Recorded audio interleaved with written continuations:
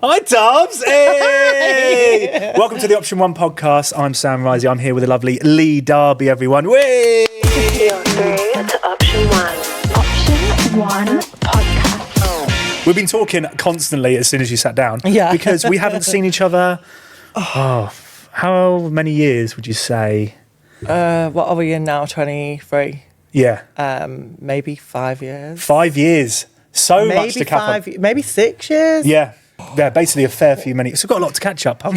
Yeah. Oh my God. So- when I say 5 years, that's actually a really long time, isn't it? And then I've just walked back in here and it feels like I've never been away. No, it doesn't. It doesn't when you come back, does it? Like, what the heck? Who's that Mancunian I can hear from a very, very far Oh distance? my God. It's Dobbs. Is that real? Is that really true that you actually just hear me before you see me? Am I really that loud?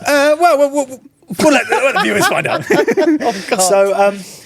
So I've got loads of questions for you, but I do want to start just for the sake of us doing this. Let's start with like how it began, really, because I'm really interested. Because obviously, when I started working here, you were obviously Leigh Darby, part of the furniture. Well, yeah, and obviously, you're one of the top models, and it's like, oh, you're working with Leigh Darby now, sort of thing. So, and so when it started for you, how did it start, and what kind of made you make that decision? What were you doing before this, actually?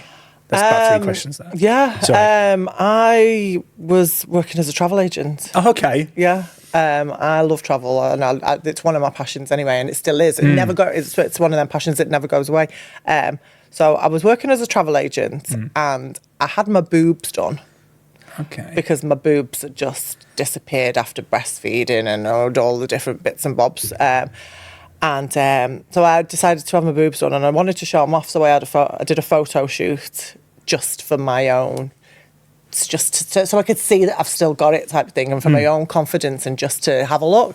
And then a photographer saw the pictures and was like, "Oh, I'd like to shoot that model," and they were like, "Oh, she's not a model," and I was like, "Oh, okay, I'll do it. I'll give it a try." And then from there, another one come on and another one come on, and it just steamrolled. Before I knew it, I was shooting different things, and then I got approached by a Studio 66. Okay. Does that even still exist? They're no more. They're no more. Just in the last year or so. Yeah. But so I got approached by them to see whether I wanted to do some work. Yeah. And I went down to the studios and really enjoyed it. I was like, oh my God, I actually really like doing this. Why do I like talking about sex so much? Did you not have that like in you before, like in everyday life, or did you discover it while doing it? No, I've always been a very sexual person. Yeah.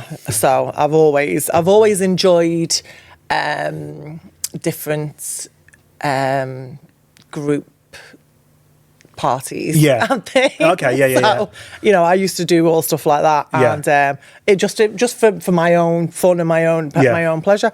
And then so some of the things I was talking about when I started chatting on the phones were just literally just actual realities of what the type of things what I've been getting up to myself. Yeah.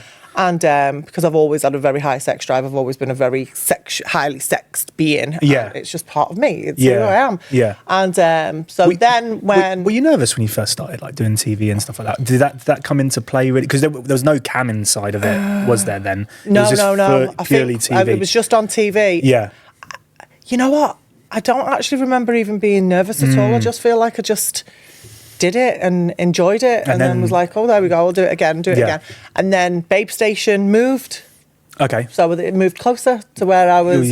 Would make my travel journey less. So you never went to the London based one? No. I never worked at the London one, but I worked. Studio 66 was in London, but it was a convenient route for me from Manchester to drive down. Yeah. So when Babestation moved, obviously I was getting familiar with a couple of the different girls from Studio 66, and people were talking about the move, and everyone was. So I was like, oh, that actually could work. Yeah, because you're in that pool then, aren't you, where everyone sort of talks to each other. It's a very close-knit community, which is and it's amazing.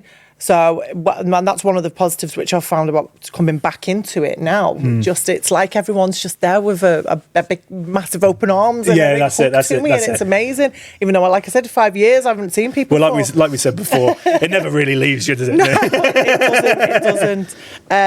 So you did. So you were on. So you started at Babe. You came towards Babestation. Came to Babestation when you moved here. Yeah. And that was it. I literally. Did it start picking up for you in terms of like lads mags and stuff like that? Or well, I'd done all before? stuff like that when I was working at Studio 66 and basically alongside when I first started. What magazines did you do? Yeah. I forgot. Was it like Paul Raymond? Was it that sort of stuff? Look, I can't remember the names. Yeah. I haven't even watched my own pornos. Oh, really? You haven't seen them at all? Obviously, I've seen them and I've seen the clips of them and stuff like that, but I've never watched one all the way through. Oh, that's interesting. Honestly. Do you struggle just watching yourself then? Or no. I guess that's quite strange. That seems like a voice, and I make myself cringe. And I'm like, oh my god, am I really that loud? What the heck? That's interesting. That's interesting, though. I guess you wouldn't, would you? Why would you watch yourself? So let's go with that then. So when it came to so did the Brazzers and the porn side of things, obviously, like that video has millions and millions of views. Mad. Like there's quite a few. Like how did that come into play? Did they contact you? Were you at Babestation at the time, or did it come before that? I think I might have still been at Studio 66 when I first shot with Brazzers, because I met Danny D through his partner who I worked with, Sophia Knight. Oh yeah. I don't think they're together anymore. But I don't know. Anyway, so that he was my first porn shoot for Brazzers. Yeah. So it just and I'm sure I did that when I was. Look, this was a long time ago. Yeah. No. And then I came here, I think. Yeah. And then I shot a couple more different bits as and when working alongside here and different things. So because you did a fair few, right? Yeah. Did quite a few. Yeah. Just loved it. It was all good. All good. And it was just, I guess it was just like you were positive in, because obviously, like you said before, because you're quite sexually open anyway. Was it an easing step just to go straight into it? Yeah. Totally. Yeah. Honestly, it's amazing looking men and women, and I'm getting paid. Yeah. And I'm getting the sort of Hollywood treatment, hair, makeup done. Oh, okay. Everyone's all there on set. Yeah. You've got people are there. It's proper. It's Hollywood porn. It is proper Hollywood porn. Yeah. So it's nice. And then so you're already feeling extra special. So when you get in front of the camera and you just decide that you want to have sex, that's it. I just come into my own. Do you decide when you get the scripts and stuff? Do you like? Do you have any input on that or anything like that? Basically, I think it was I was shooting with Kieran Lee, and they sent the scripts over, and the scripts were long, and I was like, I can't memorize all that. I was like, just feed me the lines and let me just ad lib. Yeah. Tell me the gist of what we want to do. So basically, I feel like every single one of my porn scenes has had scripts. Yeah. But I've just created my own, because I'm like, give me the gist of what we need to do. What we're getting at here. Yeah. And then he's like, just let her just do that. Yeah. let her just do that, because that seems like that's the way. If we want to get home sometime today, do you know what I mean? If I'm trying to reel off lines from a script, it's never going to happen. Yeah. So just like I said, and to be fair, it's all worked out quite well. Yeah, I've not watched them back, but clearly they must have worked. Well, yeah, about 30 million people, like said. So it can't be that bad. Yeah. And like, out of interest, like, is it ever like pre-planned the way you wanted to, like the scenes you wanted to do? Because obviously now you're, I don't mind saying it, I don't know if you'd say it yourself, but like the ultimate MILF sort of tag, like that came from that, right? That came from me shooting with younger men. Yeah. And was that, did you like have a strategy for that? Was that a plan, or did it just all sort of pull together? It all just happened, and it all just was like being labelled in different categories on different porn sites and things like that. It was always the MILF category, and then obviously we're doing working at Babestation. They like to have a variety. There's a MILF, there's a younger girl, there's a that brunette. Do you know what I mean? Small boobs, big boobs. They're just the different categories to cater for everyone's fantasies, I suppose. And like, I remember when I was producing, when I was working with you, it was always like a given that like you really like cared or so interested in your callers as well and stuff like that. And I guess that builds a relationship with customers over time. And then with OnlyFans coming in now, Like, I guess that works to your advantage because that's how it's changed a little bit. Where as like when we were, it's like sometimes the caller's there and then they go and then you never hear from them again because obviously you were on national television on Babestation, and obviously you have regular callers as well. I feel because I had such a sort of connection with all of the callers, because like you said, I did listen to the problems, I did listen to what they were, and I feel like that's why, because I've decided to come back into the industry and reinstated my OnlyFans last year at some point. I feel like my following, the fan base, is still very, very strong. Dedicated. I feel like that's because of how I was when I was working on Babestation, with getting to know people, because then people come on now and they're like, oh, do you remember me? And I'm like, give me a little bit more than that. Yeah. And then once they tell me a little bit of a conversation that I might have had with them at some point, I do remember them, and I remember, and then they love it when I've remembered the whole thing, and they're like, oh my God, I can't believe you remember me. I'm like, how can I not? You used to ring me every night. That's it. You're notorious for having like 20-minute conversations with almost every guy. We almost ran out of TV time for getting, do you know what I mean? So so in terms of like because when did you start OnlyFans? Did you start right from the beginning? I had an OnlyFans when it first started, but then I deleted it when I decided to quit the industry. So I deleted it all and deleted everything, and I thought I was walking away from the industry because I was doing a totally different job, which it just didn't work out. I couldn't run the two side by side. So and then when all that went wrong, COVID happened, the business went bust, everyone got sacked, that and the other. So that's why I was like, what the bloody hell am I going to do? Am I going to pay me bills? I've got plenty of bills to pay. Just sign me. Was that a hard decision? Was that a hard decision, or did you just kind of, because obviously when I quit? That as well, was that a hard decision for you, because you seem like for me, looking from the outside, it seems I found that quite interesting that you kind of almost fell into it, because you seem like someone that I would believe that always wanted to do this, and this is something but you found it during the way. So for you to quit, was that a hard decision, or? I feel like there was a lot of different opinions around me, and there was a lot of different people's opinions and judgments, and people were saying all sorts of things to me, like, oh, you know, your boys are getting older, maybe you should think about doing something different in your personal life. Well, personal life and all over. You know, you get I don't take on board the haters and the trolls when they come through on comments and things like that, but you can't help but take on board some of the things what people say.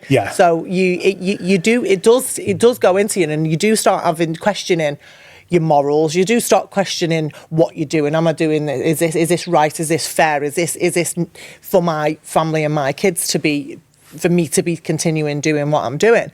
And so the company who offered me a job basically was making it out like they was like my saviours, saving me from this horrendous work life, working at Babestation and shooting porn and doing this and putting myself through all of these things. And it went into my brain. It did. It actually registered, hence why I walked away. You know, they offered to pay me a load of money as well, which did help. You know? But then when I was working with them, it was like I couldn't do anything. I had no life. I was literally at beck and call for the company. They told me I needed to be available 24/7. What was the job? It was a company that did training programs for sort of like nurses in the NHS and different things like that. So there was a training company, and then there was a spa company as well, and there was a construction company. So I was part of the marketing team. Makes it 24/7. I was creating training courses for people to do with the social medias and all different things like that, and putting all different like 2-3 day courses together, and just working alongside all different people. I was going over to Hull, Wrexham and Manchester literally every week. Oh wow. Literally every week, doing this triangle of the UK, and London sometimes, in different places. To be fair, I went to a couple of different places with the job, but when they told me it was a Sunday morning and an email had come through. I hadn't responded to the email because one of my sons had one of his friends' birthday parties to go to. And I had both of my sons in the car taking him to the party. And my boss rang me up, started screaming down the phone that I hadn't answered the email. Okay. And my kids are in the car at this same time as well. So I was like, I'll first and foremost, please don't call me up and scream at me down the phone like that in front of my kids, talking to me like that. No one needs to talk to anybody in that way. No. I said, I will call you back as soon as I'm in a position to call you back. So I put the boys into the friend's party and come out and rang him up, and I was like, you're taking the fucking piss out of my life right now. How dare you talk to me like that in front of my sons? You're the one who's making out to me that me doing this job was in some way an embarrassment to my kids and my family. Yeah. And then you're going and behaving like this? Yeah. I'm like, what the actual heck? Yeah. So then things started, and then he was like, that planted a seed in your head a little bit. Your job needs to be your priority. Oh, well, you can't... No, I'm sorry. Right, my kids are my priority. Yeah. And you've made me you've guilt-tripped me to make me believe I'm doing something wrong towards my kids by choosing this as my profession. Do you know what I mean? And I'm like, so which one is it? Well, yeah, I mean, you can have that... While I was working for... Sorry. That's all right, go for it. No, go for it. You're on one. While I was working for that company, I had a fellow director send emails out to the company we was doing a takeover with another company, and they was like, you do know one of the people, because I got promoted to director status because my boss, we was having a meeting and he just caved, and me being me, I can talk till the bloody cow. Yeah. That's why we got you on. I took over the whole meeting and basically saved the deal. And he was like, oh my God, because he just caved it. So he asked a question come and he just flaked it. It just did, his head went. So I come in, stepped in, smoothed me, calmed everything down, sorted it all out, and there we go. Everything was brilliant. So I got promoted from that whole situation, which was all good. It was nice to get recognition where recognition was definitely due.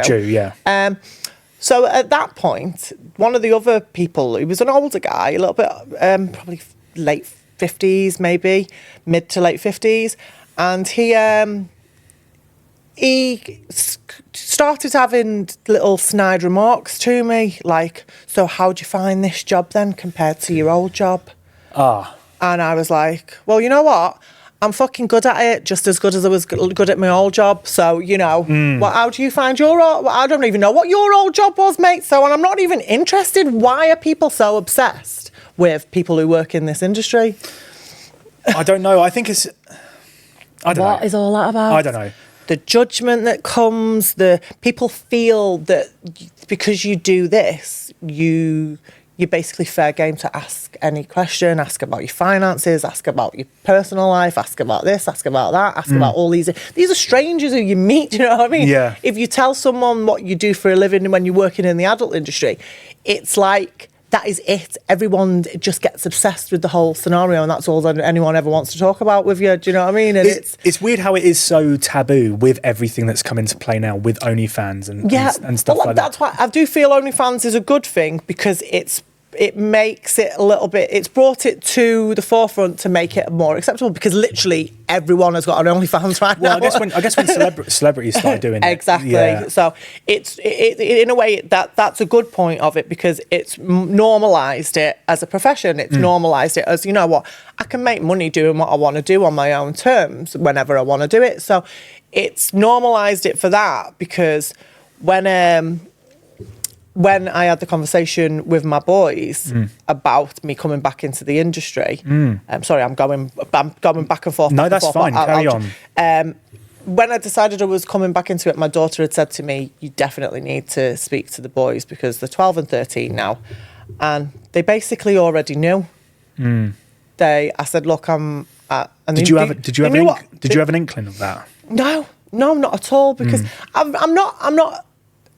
I'm one of them people where I've never lied to them. I've kept it age appropriate to what I tell them what I do type thing. Do you know what I mean? So they've always had different ideas about what I've done previously. But and then obviously when I started working in that normal job, a corporate lifestyle, it wasn't a necessary conversation. Yeah, so I just thought everything would all just disappear, go away. I'll carry on my life and just do that. But that ended up failing because, like I said, I had this guy started sending emails of pictures of me what I'd found on the internet to all the other people working in the office. Oh God, and things like that. And I was just like, but everyone was like, was that the guy that was rude to you before? Yeah. Oh, the one that was saying. So was he supposed to be? Was he high up than you? Was he was one of my bosses. Insane. He was one of the bosses, but he saw me as a threat, and he didn't like how good I was at doing my job, and he saw me as a threat to him. So surely that's a massive HR issue, is it not? Oh, look, the whole company is a massive HR issue. We're tribunal pending with this. I'm telling you, it's an absolute joke. I'm not even going to go into it because it's caused me all sorts of stress, heartache.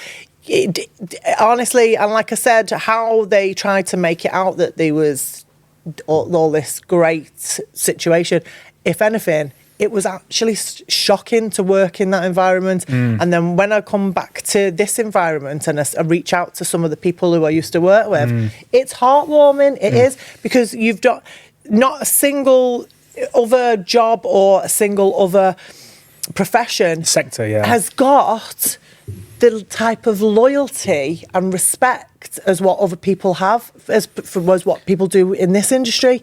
This is a family. It feels proper family, or and especially working at a place like Babestation, weren't you working here for a long time? We deal with the same things. It's a proper community vibe, and there is support within it. There's, you can go to anybody if you want to, if you've got any type of problem or any issue, or you're worried about this shoe or that shoe, even if you just want to work out what outfit you want to be wearing and things like that. Do you know what I mean? And I remember everyone shares makeup, everyone shares outfits. It's a proper, everyone looks after each other, and it's the only sector which I've felt like that with. That's why I feel like I'm coming back to my roots now and coming on and doing this. It makes me realise this is what I'm supposed to be doing. Yeah, this is where I'm supposed to be. This industry is part of me. Yeah, it's part of who I am. We want you, like your fans. I want to say we. I don't speak for the sector of the industry. All right. I want you back. I'll give you a little show later. But I guess you're right in terms of. Do you think it's because, like you said, your previous boss and things like that, and it's because I guess everyone has dealt with. I've spoken to a few girls now, and they do say similar things that when they've tried to work in other companies, people think like that, and it's not. Your story sounds quite extreme, but it bloody well is. Yeah, but do you think it's? Why do you think that is? Do you think it's because how people look at sex? Yeah. So how do you think people look? Because you have a very different outview of sex. So this is this brings me to where I'm at now and what I'm doing now. What I do on Onlyfans is, and obviously on my social medias and stuff like that is, I talk a lot about helping people understand sex more, because it's massive. Sex is one of the biggest industries in the whole wide world. Porn is huge. Babestation is huge. Everyone loves it. Everyone enjoys it. Everyone does it. But there's some shame and stigma attached to it somehow along the lines, and I don't know where that's come from. So I feel like it's my duty and my responsibility now, from my own experiences, to try and talk these things out and try and normalise talking about sex and try and normalise talking about, just any fantasies, any type. Because another thing as well, which I keep on going back and forth. No, go for it. When people are curious about sexual fantasies and what their curiosities might be, they turn to the internet, and then they go on the internet and they find all this random weird porn and all these, and they end up going down these weird rabbit holes. And this is why you end up with like sick stuff going on there, because people don't think they can just openly talk about normal vanilla intimacy, vanilla sex. You know, I class myself as a very vanilla porn star. I don't think any of my porn is that extreme. It's all very normal. Do you know what I mean? I do normal stuff. I enjoy normal stuff, and it's okay to be normal. You know, missionary is one of my favourite positions. You don't have to be swinging from the chandeliers and doing all that malarkey. You know, let's normalise talking about normal sex. This is how we all got here, for God's sake, isn't it? We all do. But I feel like if we take away the stigma and the embarrassment of just having a normal conversation about what excites you and the nice parts of it, then people are less likely to go into the shadows and try and do it and then they're ending up with all sorts of misinformation. And porn probably doesn't help that situation either, because of all your different genres in porn as well. Again, are feeding everybody's curiosities, because everyone's going down these weird little rabbit holes and with no other support or communication about people saying to them, no, actually, that's a bit fucking sick, mate. You know, don't do that. It's okay. You know, just light some candles, get a bit of oil, have some normal sensual sex. You know, it's weird how, like, especially porn categories, and they feel like you go down a rabbit hole and do you think that happens because men feel like they have to? Do they watch too much? Do you think they watch too much of the normal and then see that? Or do you think they're not getting enough sex in their day-to-day life? Do you think there's a lot, or I guess there's lots of different reasons, isn't there? Yeah, but I feel like part of it is because they don't know what's normal and what's right as well. And they're going on and they've got all these different categories put in front of them, and they think all that's acceptable and all that's okay. This is why you've got people who are watching porn and then having sex for the first time, and they're doing things like slapping up and spitting. I don't mind a little bit of a slap when I'm feeling a little bit kinky. You know, depending on my mood. But then they start thinking that that's how you do it all the time. Type thing. Do you know what I mean? You don't always have to have a foot on the back of your neck. Do you know what I mean? You can just have a little bit of doggy. It's okay. You know, that's interesting. So I feel because they can't openly talk about it with other people. They're not being told, actually, no, that's not how people always... People do just sometimes get into bed, have a little spoon, there you go, good night. It doesn't always have to be this big, massive thing. So on your OnlyFans, do you get a lot of feedback? Do you get a lot of stories that is similar like that from men? I do a lot of one-on-one Skype calls with people. So when I try and establish what people's curiosity is, and if someone's asking, like for example, I have quite a few couples on there, and they want to know about just trying to freshen up the sex life. They might want to go to a sex club, they might want to go to a party, or they might want to, you know, introduce another person, and they don't know how to do it. They don't know how to broach it with the other person, and you know, so I'm there just to give advices and the pros and cons of doing this. You know, this is the likelihood of what's going to happen if as long as you're both trusting. What are the pros and cons? As long as you're both in a trusting, if you both trust and love each other, and you both get everything out on the table of what your expectations are from going to a party with your partner, and then you both stick to what you've both agreed beforehand, then go and enjoy it. But both people need to express how they feel or how they're gonna feel. Look, it turns some people on to watch their partner have sex with somebody else. You know, I love group sex. It's nice, it's enjoyable. But I'm a very liberated, open-minded person. I love someone who I'm with having sex with somebody else. I like to see that as well. You know, that excites me, that turns me on. But whereas some people say they do it just to keep the partner happy, they're okay to do it to keep the partner happy, and then when it comes to it, they end up getting hurt because they don't realise that they get jealous when they see the partner enjoying sex with somebody else. So these are the things which I need to put to them so they can actually think about what might happen, and then they can assess it, and then they can decide. So it's just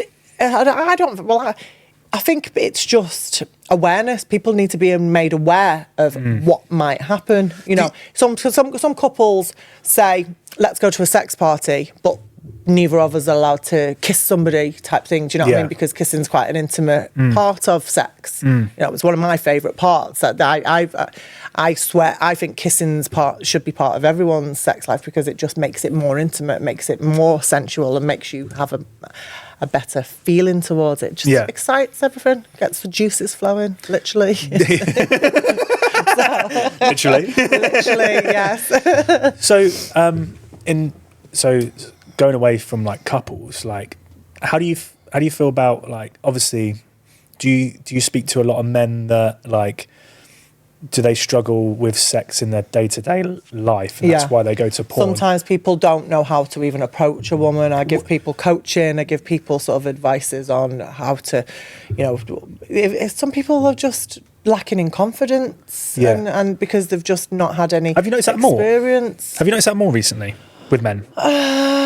Do you think, or do you think it's a thing that's always been? I think it's always been. I think that's probably why that's always been. That's been like the main. But social media's closed the world a little bit, so it's more obvious. Yeah. So I feel like it's that's been my main advisory when I'm helping people. When people have been calling me up, it is just giving them pointers and coaching of how to do things and enjoy things and not to think too deep about certain aspects of sex and approach. And I guess because it is a confidence thing, how do you build confidence on someone doing something like that? Is it?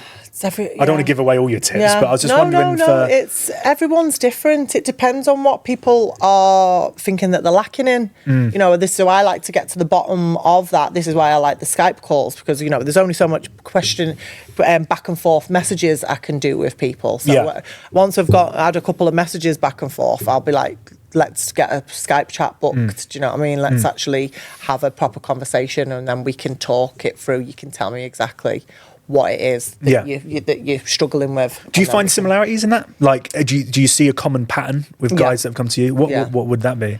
A lot of men doubt their dick size. Oh, okay. Yeah. So. Yeah. so say a lot of men are unsure on how to please a woman. Yeah. So they want advice on how to do. Am I doing it right? Do I do this and that? And so things like that. Yeah, that is. I think that's. Yeah. Thinking about it now, that is quite an obvious common thing, because I think that's a thing that I guess there's a small percentage of guys. I don't know. I'm speaking for myself, Al. Small dick Sam that can't please a woman. Don't never say that. Yeah. Cut that out, please. My mum will watch this. But I guess that. Like that is a common thing with guys. That obviously, do you think that's because of watching the porn? Yeah, totally. Porn's got a lot to answer for in these situations, and again, I feel like it's part of my responsibility because I've obviously had a massive part to play in the porn industry as well. Yeah.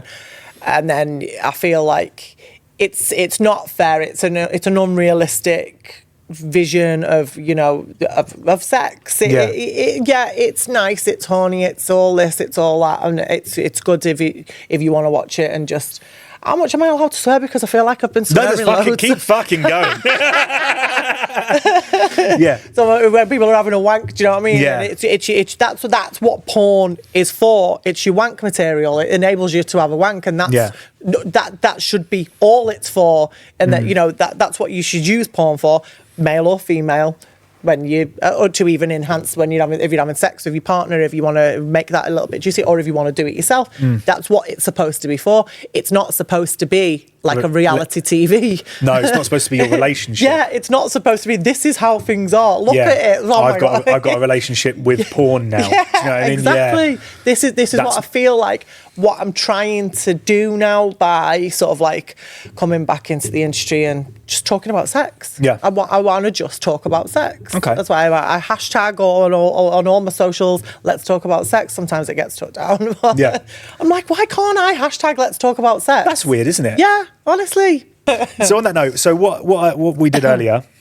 So thank you for sharing. We did a little Q&A. Oh God, with not just Option 1 fans, but fans of Leigh Darby. Fans of Miss Leigh Darby. So I asked them just maybe your advice on like certain sexual subjects. So I'm going to keep it anonymous for those people because I'm not too sure whether they want their name in it or not. And these are some of them are quite personal. Okay. Yeah. So.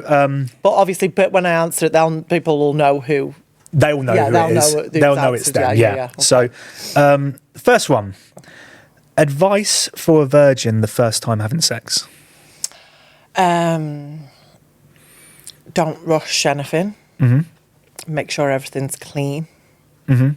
Because that's one thing which people don't. It's not an obvious thing if someone approaches the other person, if they're both virgins as well and they're not entirely sure about hygiene and cleanliness in certain areas, you need to make sure it's immaculately clean. Just take your time, explore, enjoy. No rush. There's no rush at all, and always play safe. We don't need no more teen pregnancies or anything like that. Make sure you play safe because, I suppose if they're both virgins, then there's not going to be any risk of STDs. But obviously, you don't want needs to be getting pregnant on the first time they have sex because you want to be able to have sex a hell of a lot more once you've done it once. And I guess, and then just enjoy and explore. Would you suggest that maybe you should explore everything before sex, or does it really matter? It doesn't really matter. Look, everyone's different, and it depends. Was your first time planned, or did it happen by accident? Alcohol infused. Oh God. Yeah. Oh, that's most people's first time. I think so. Yeah. So again, don't think too deep about it. Yeah. Look, it's obviously if it's something if it's very sacred and special to you, then think deep about it and make plans and make sure it's right and make sure you set the scene and set the mood right. But if it's not, if it's not, and if you're just sort of like messing about with some, look, it's part of life. Just do it. Just do it. Do it. Get on with it. Night tick. Just do it. Just do it. Yeah.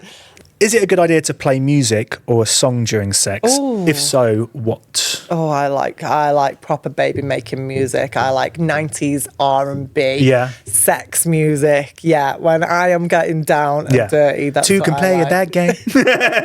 No, it's not. What's that? What 90s though? You said 90s. 90s R&B, yeah. But what's that? That sounded like some blooming NSYNC song or something. Bit of Bobby Brown's R&B. Maybe it's just how you sung it. Maybe. So what kind of songs?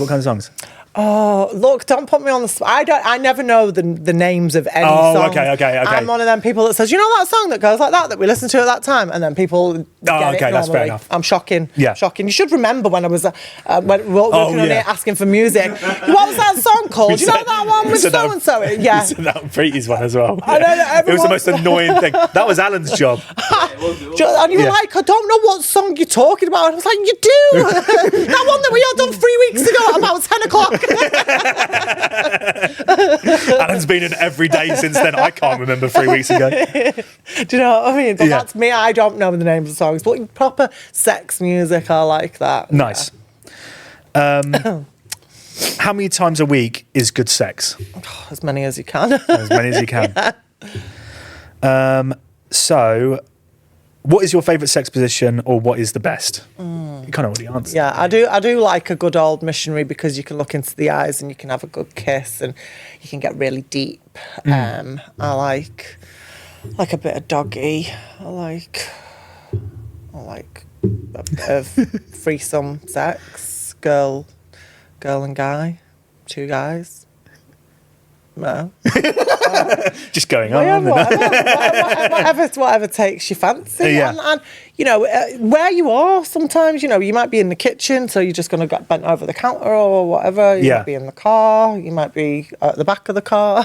So the spontaneity of it. I like, that varies as to what position's going to be best, because obviously if you can't really do missionary in the car, so you're going to have to climb on top and do a bit of cowgirl in there. So it's practical uses. It's environmentally decidable whatever the position's going to be. Okay. So whatever suits the environment. Yeah. Just go with it, honestly. Well, this is worded a bit strange, but I'll go for this one. How long does it take to make pussy milk to come?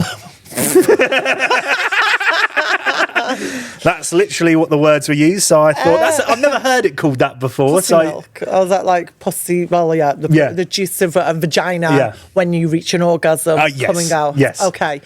Again, it varies. How long's a piece of string? It depends on how horny you are. Because I can have a quickie and come in literally like 5 minutes. Whereas I can have like an hour-long marathon session and come probably about 5 or 6 times in that. And, you know, it depends. Again, it just depends. It depends on if you're feeling really, really horny and you want that release. If you're doing it yourself, I can probably do it in about 2 minutes. 2 minute challenge. There you go. So sometimes I'll do like a custom video for somebody and they pay for like 10 minutes and I've made myself come in the first 30 seconds and it's like, oh, what am I going to do now for the rest of it? Oh, I'll just do it a couple more times. There we go. So this one, I actually haven't heard this particular fetish before, so I'm interested to see what you think of it. So how do you tell your partner that you have an armpit fetish? Oh my God. How do I do it without looking weird? I've actually got, it's probably one of my fans that, because every time I post a picture and my arm's up or something, they're like, oh my God, your armpit, I want to kiss your armpit. I do not get it. I really don't find armpits sexually attractive in any way, shape or form. No. So, I don't know. It probably is a little bit strange. Yeah. Sorry to piss on your bonfire, but it's a little bit weird. What kind of... But whatever floats your boat. Yeah, I guess so. You know what? Whatever floats your boat. Is there like in terms of fetishes and stuff like that? So if there is a couple that comes to a partner with a fetish, how do they express that fetish to that person? I think in this situation with the armpit, right? Yeah. So for me, if I was the person who had a fetish for kissing or licking armpits, I would probably just incorporate it into my sex and see what the reaction is. Yeah. Yeah, it seems quite logical. Yeah. It just makes so much, you know, you can kiss and lick every part of the body. Yeah. Every single part of it is got an erogenous zone on us. You know, there's certain bits which are more sensual than others. So this is what exploring each other's bodies does. Yeah. I suppose the person might really like it.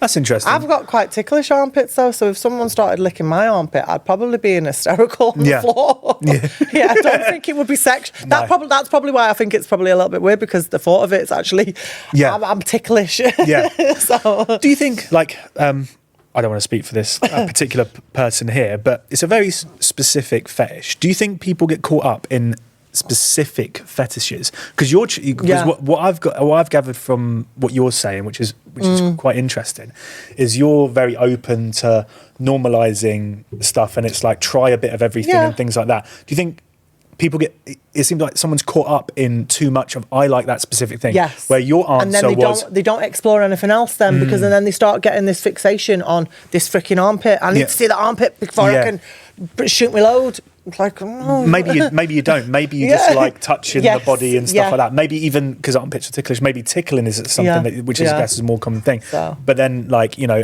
that's quite interesting. And I feel like by exploring other ways and other things, it takes, because when people get past a certain age in situations, they end up stuck in a bit of a rut and a routine of this is what makes me come. This is the only way I can come. Yeah. It's like, no, it's actually not. There's so many more ways you can reach your orgasm. Yeah. You just need to be a little bit more open-minded and explore it a little bit. Do you think people that, like, I guess open-minded, that's a good word actually, open-minded. Do you think most couples and most people, the way they look at the industry and stuff like that, they like what they like and they think society says that's right, so exploring new ways is just not an option? Yeah. Okay. Yeah. But then, like I said, because we don't talk about exploring, some of them, it's not even, like I said, that extreme. This is where people end up going into the shadows and exploring all the weird, not quite right stuff. Do you see what I'm saying? So this is what I'm trying to say to people. You know, it's okay to talk about. a bit of a, if you want to lick an armpit, lick an armpit. Do you know what I mean? It's not that bad, I suppose. Yeah. It's all right. See how it makes you feel. That's it. Yeah. But don't just concentrate on licking armpits. No, just don't concentrate. Yeah, basically, yeah. Don't be the essence of who you are. Do you know what I mean? Yeah, that's interesting. Good answer. I didn't know how you can answer that one, but that was a good answer. That was very good. You came to a good one. The most random place you have been recognised from a fan out in public. Not really sex questions, but I kind of saw that one. I was like, I'm going to have to ask you that one. If you have that. Random place. Yeah, well, I get recognised all the time. What out in public? Someone slid into me DMs the other day and asked me if I lived in the area that I lived in. Oh, wow. And I responded because obviously I was like, oh, okay. And I was like, why? And they went, oh, I've seen you in the local Tesco Express. Okay. And I went, oh, I go to the nature reserve down there at some point. And I was like, why are you asking? He's like, oh, I think I'm one of your neighbours. Okay. So and then my daughter gets on. There's like a Sherlock Holmes. Yeah. Gets Who is online. it? She's like, let me see what's his name. Finds him on Facebook. She's like, oh, would you think his wife would like it if I slide into her DMs? Oh, do you live here?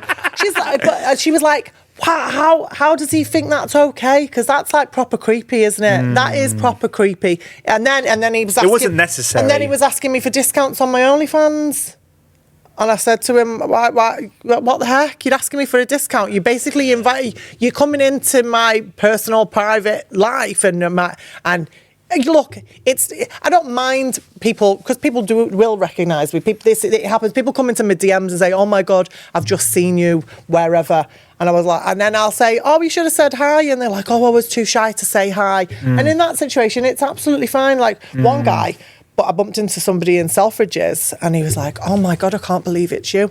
And he bought all my new Chanel makeup. So he just told me to... hang around Selfridges more often. He told me I'll go out shopping with you, Dubs. What I wanted. I was only in there to buy a little blush. I ended up buying... I was like, what? So I can just... He went, yeah, get what you want. It's on me. And so I'll come out. I was like, okay then. So in them situations, it's kind of nice. Yeah. And he was lovely. But another one at the Trafford Centre actually followed me around like about 4 steps behind me, and he was there and he was giving me the creeps a little bit, and I was going into a couple of different shops and he was there again, and I just had to turn around and say to him, are you okay? And he was like, I didn't know what to say to you. And I was like, well, just come and say hello to me, don't freaking follow me around making it be awkward, do you know what I mean?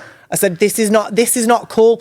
People, they realize what's cool and what's not cool needs to be told to these people. Do you know what I mean? Like this guy, this is not cool. My daughter's gone on your Facebook and found your profile picture of your wife and kids. Yeah. And you're sliding into my DMs asking me for a free OnlyFans. Do you know what I mean? Yeah. Come on, mate. This is not cool. This is not nice. This is not right. Give your head a bit of a shake. Yeah. Honestly. Yeah. So there's things like that. There was one time though, I was in Manchester Airport and the guy, I was eating some food and he was staring at me and he was like, it is you. And I was like, yeah. And he'd come to Manchester to supposedly meet me. He showed me emails off somebody. This is what, what I was saying about the fake accounts. Oh, it was a fake person saying, come and meet me. Yeah, I was going away, so I can't remember where I was going to. And he was at the airport because he'd come to Manchester to meet me, but obviously he wasn't meeting me because it wasn't me who he was speaking to. Yeah. And he showed me the emails and I was like, I can assure you that is not me. I haven't responded to any of these emails. And it was just like a random chance that he bumped into me in the airport. But he obviously, he'd paid a deposit and everything for this dinner date or whatever was he was doing. Do you know what I mean? And I was like, look, love, it was not me. He definitely believed me anyway. But in that situation, that actually could be quite dangerous. Yeah. People using my name and using my pictures to extort money from people. And like you said before, that happens quite a lot. So just to verify everyone, is at the real Leigh Darby, right? Yes. Yeah. The real Leigh Darby. The real Leigh Darby. Because I can't have Leigh Darby because some motherfucker's got it. And the rest of Leigh Darby 1, Leigh Darby 2, Leigh Darby whatever. It's like, fucking hell, can I just have my own name back? No, I prefer the real Leigh Darby. Yeah, so there's only one, the one and only real Leigh Darby. Yeah. And I feel like by being out of the industry, it was fair game. Everyone just was taking advantage of it. It wasn't important to you, was it? No, it wasn't, but it was. Because when you think about it, people were pretending to be me for all them years. And if I'm out of the industry and they're literally just doing what they want to do with it, God knows how many people have been conned and whatnot. Well, with your loyal customers as well. Yeah, exactly. And for them, because some of them are still around now and they've come back to me, which is brilliant. Have they said anything? Have they said? Some say, I get sent DMs all of the time with people taking a screenshot of a conversation that Leigh Darby's had with them. Do you know what I mean? On another account, and they're like, just checking his issue, and I'm like, no, no. They do it to girls. Honestly, when I left as well, I had all the girls from Babestation saying, I've been talking to you on Instagram DMs. I'm like, no, you haven't, love. Do you know what's funny? Haven't. I've had someone message me on Instagram, actually. This was like about a year ago. This was ages ago. And they were pretending to be one of the girls. Because I work here and I follow all the girls, I think they thought I was a fan. Right.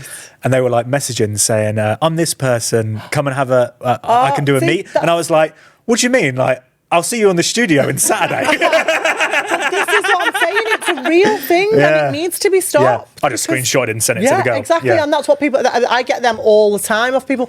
And I had someone saying that they was my manager, DMing one of my friends, saying, oh, I'm Leigh's manager. If you'd like to speak to her, then you need to pay this amount of money and things like that. They were like, didn't know you got a manager. And I was like, I haven't. Freaking hell, send them this way. I could do with a bit of help.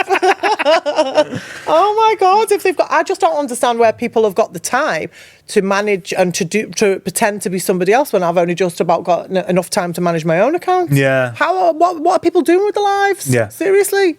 It is strange, isn't it? It is. But it's very real. So that again, me coming back, standing my ground, saying I'm here, this is me. It hopefully will put a stop to all things like that. I think it will. Hopefully, and I can highlight it and say, it's not cool. Don't do that shit. Yeah. Stop doing it. It's not nice. It's not fair, because it could be dangerous. Someone's paid money to somebody and then they see me and then they come running after me. Oh, you owe me money. Do you know what I mean? Yeah, well, that's literally happened, isn't it? Think about it like that. Yeah.